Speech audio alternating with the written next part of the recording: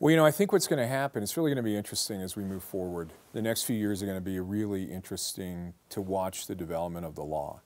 First of all, there's going to be a spate of lawsuits challenging the restrictions that were put in place, Senate Bill 109 and House Bill 1284.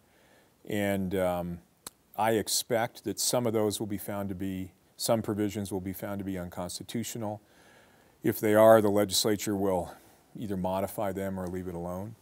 I think eventually what's going to happen is the state of Colorado is going to sit back and go, how much energy and administrative bureaucracy do we want to put into the issue of who gets to possess a small amount of marijuana and for what purpose? Because that's what we now have in House Bill 1284 is a huge new bureaucracy in place that is going to sit down and figure out this guy gets a certain amount of marijuana for his condition, this person does too, but this one over here doesn't.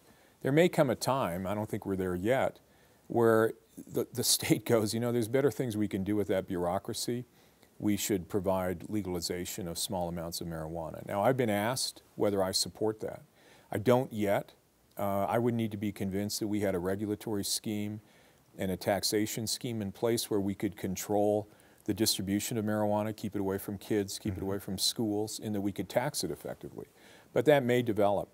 And I do know that in political circles, the marijuana issue is beginning to be seen as a measure that can help to energize younger voters because it's one where there's strong support among people under 35 for some level of further legalization.